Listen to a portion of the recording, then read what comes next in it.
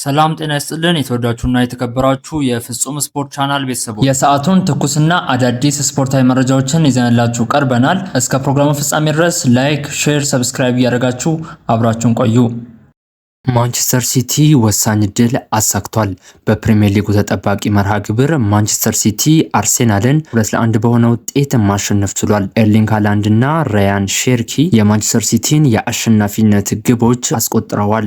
መድፈኞቹን ከሽንፈት ያልታደገች ግብ ካይ ሃቨርስ ከመረብ አሳርፏል። አርሴናል ሁለተኛ የፕሪሚየር ሊግ ሽንፈቱን አስተናግዷል። በሊጉ የደረጃ ሰንጠረዥም አርሴናል 70 ነጥቦችን በመያዝ አንደኛ ደረጃ ላይ ሲቀመጥ ማንቸስተር ሲቲ 67 ነጥቦችን በመያዝ ሁለተኛ ደረጃ ላይ ተቀምጧል። በቀጣይ መርሃ ግብርም ሮብ በርንሌ ከማንቸስተር ሲቲ ጨዋታቸውን የሚያደርጉ ሲሆን ቅዳሜ አርሴናል ከኒውካስል ዩናይትድ ጨዋታቸውን የሚያደርጉ ይሆናል።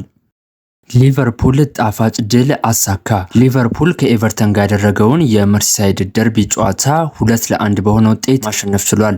የሊቨርፑልን የማሸነፊያ ግብ መሐመድ ሳላ እና ቫን ዳይክ ሲያስቆጥሩ ለኤቨርተን ቤቶ ከመረብ ማስቆጠር ችሏል። በሌሎች ጨዋታዎች አስቶን ቪላ ሰንደርላንድን 4-3 ሲያሸንፍ፣ ኖቲንጋም ፎረስት በርንሌይን 4-1 በሆነ ውጤት ማሸነፍ ችሏል። በሊጉ የደረጃ ሰንጠረዥም ሊቨርፑል 55 ነጥቦችን በመያዝ 5ኛ ደረጃ ላይ ሲቀመጥ ኤቨርተን 47 ነጥቦችን በመያዝ 10ኛ ደረጃ ላይ ይገኛል። በቀጣይ መርሃ ግብርም ቅዳሜ ሊቨርፑል ከክሪስታል ፓላስ ጨዋታቸውን የሚያደርጉ ሲሆን ቅዳሜ ዌስትሃም ከኤቨርተን ጨዋታቸውን የሚያደርጉ ይሆናል።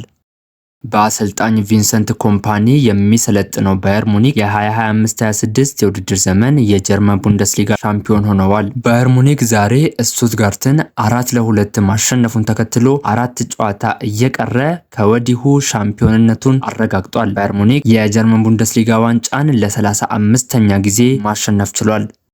አርሴናል በሚያዝያና ግንቦት ያለው ሪከርድ ምን ይመስላል? አርሴናሎች ባለፉት ዓመታት በሁለቱ ወራት ያስመዘገቡት ውጤት አስከፊ ባይሆንም ስኬታማ የሚባል ግን አልነበረም። መድፈኞቹ ከ2021-22 የውድድር ዘመን ወዲህ በሚያዝያና ግንቦት ወራት 39 ጨዋታዎችን አድርገዋል። ከእነዚህ ጨዋታዎች 21ዱን ሲያሸንፉ በ7ቱ አቻ ወጥተው በ11 ደግሞ ሊያሸንፉ ችለዋል። በአውሮፓ መድረክ ከተሳተፈን ትልቁ ስኬት ይሆናል ሲል ሞይስ ተናገረ። የኤቨርተኑ አሰልጣኝ ዴቪድ ሞይስ በዚህ ዓመት በአውሮፓ መድረክ ለመሳተፍ እንደሚጥሩ ገልጸዋል። ዘንድሮ በአውሮፓ መድረክ ከተሳተፍን በአሰልጣኝነት ሕይወቴ ካሉኝ ትልቅ ስኬቶች መካከል አንዱ ይሆናል ሲሉ ዴቪድ ሞይስ ተናግረዋል። አክለውም ወደ ኤቨርተን ስመለስ በድጋሚ ስለመውረድ ጥያቄ መጠየቅ እንደማልፈልግ ተናግሬያለሁም ብለዋል። ሻምፒዮንስ ሊጉን ለማሸነፍ እንፋለማለን ሲል ኮኬ ተናገረ። የኮፓ ዴላሬ ዋንጫውን ያጣው የአትሌቲኮ ማድሪድ አምበል ኮኬ ቡድኑ ፊቱን ወደ ሻምፒዮንስ ሊግ ያዞራልን ብሏል። ሻምፒዮንስ ሊጉን እናሸንፈዋለን ያለው ኮኬ ዋንጫውን ማሸነፍ እንድንችል ሁሉንም ነገር እናደርጋለን ሲልም ገልጿል። አትሌቲኮ ማድሪድ በአውሮፓ ሻምፒዮንስ ሊግ ግማሽ ፍጻሜ ከአርሴናል ጋር ይጫወታል።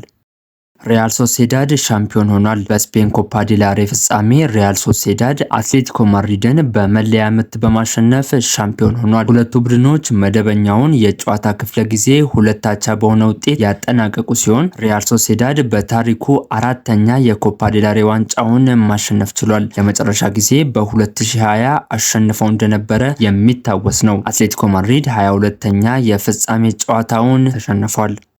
በፕሪሚየር ሊግ መርሃ ግብር ማንቸስተር ዩናይትድ ቼልሲን 1-0 በሆነ ውጤት ማሸነፍ ችሏል። ማቲያስ ኩኛ የቀያዮቹ ሰይጣኖችን የማሸነፊያ ግብ በመጀመሪያ አጋማሽ አስቆጥሯል። ፈርናንዴዝ በሊጉ አመቻችቶ ያቀበላቸው ለግብ የሆኑ ኳሶች መጠን ወደ 18 ከፍ አድርጓል። ማንቸስተር ዩናይትድ በቀጣይ 6 ነጥቦችን ካሳካ የፕሪሚየር ሊግ ተሳትፎ ቦታውን ያረጋግጣል። ቼልሲ ከ1993 በኋላ ለመጀመሪያ ጊዜ በሊጉ በሜዳው ያደረጋቸውን 3 ተከታታይ ጨዋታዎች ተሸንፏል። በሊጉ የደረጃ ሰንጠረዥም ማንቸስተር ዩናይትድ 58 ነጥቦችን በመያዝ 3ኛ ደረጃ ላይ ሲገኝ ቼልሲ 48 ነጥቦችን በመያዝ 6ኛ ደረጃ ላይ ተቀምጧል። በቀጣይ መርሃ ግብርም ማክሰኞ ብራይተን ከቼልሲ ጨዋታቸውን ሲያደርጉ፣ ሰኞ ማንቸስተር ዩናይትድ ከብሬንትፎርድ ጨዋታቸውን የሚያደርጉ ይሆናል።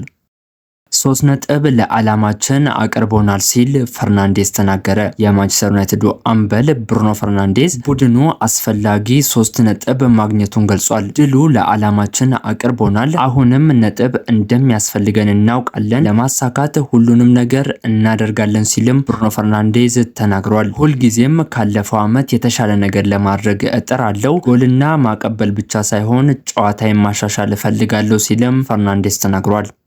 ትልቅ ድል ነው ያሳካነው ሲሉ አሰልጣኝ ማይክል ካሪክ ተናገሩ። የማንቸስተር ዩናይትድ አሰልጣኝ ማይክል ካሪክ የትላንት ምሽቱን ጨዋታ ውጤት ትልቅ ድል ሲሉ ገልጸዋል። ግብ አለማስተናገዳችን ትልቅ ነገር ነው ያሉት ካሪክ ማዝራዊና ሄቨን አስደናቂ ነበሩ፣ ተጫዋቾቹ ዛሬ ድንቅ ነበሩ ሲልም አመስግኗቸዋል።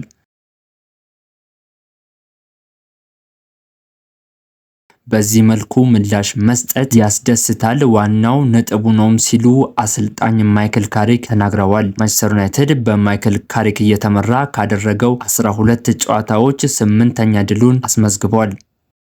ቼልሲ እስከ 5 ባለው ደረጃ ማጠናቀቅ ይችላል ሲሉ አሰልጣኝ ሊያም ሮሴነር ተናገሩ። የሰማያዊዎቹ አሰልጣኝ ሊያም ሮሴነር በውጤቱ መበሳጨታቸውን ከጨዋታው በኋላ በሰጡት ቃል ተናግረዋል።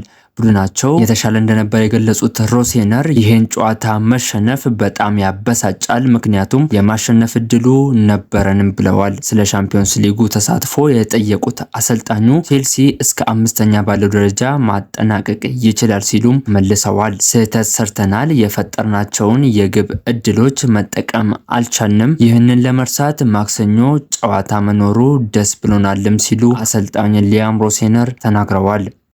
ከአርሴናል ጋር ሊጉን ማሸነፍ ህልሜ ነው ሲል ጋብሪኤል ማጋሌስ ተናገረ። ብራዚሊያዊው የአርሴናል ተከላካይ ጋብሪኤል ማጋሌስ በአርሴናል መጫወት ህልሙ እንደነበር ተናግሯል። በዚህ ክለብ በመሆኔ በጣም ደስተኛ ነኝ ያለው ጋብሪኤል እዚህ ቦታ እገኛለሁ ብዬ ፈጽሞ አስቤ አላቅም ነበርም ብሏል። አርሴናል መገኘቱን ህልም ሲል የገለጸው ጋብሪኤል በየቀኑ እዚህ መሆን ለአርሴናል መጫወትንና በፕሪሚየር ሊግ መጫወትን ያላሰብኩት ነገር ነውም ብሏል። ከአርሴናል ጋር የፕሪሚየር ሊጉን ዋንጫ ማሸነፍ ትልቁ ዓላማው መሆኑንም ጋብሪኤል ጨምሮ ተናግሯል። የሚሰማውን ጫጫታ መስማት የለብንም፣ የፈለጉትን ማለት ይችላሉ። ማተኮር ያለብን በራሳችንና መጫወት የምንፈልገው ጨዋታ ላይ ነውም ሲል ጋብሪኤል ተናግሯል። ለሰዓቱ ያጠናከርናቸው ዜናዎች እነዚህን ይመስላሉ። አብራችሁኝ ስለቆያችሁ ከልብ አድርጌ አመሰግናለሁ። መልካም ምሽት ተመኘውላችሁ።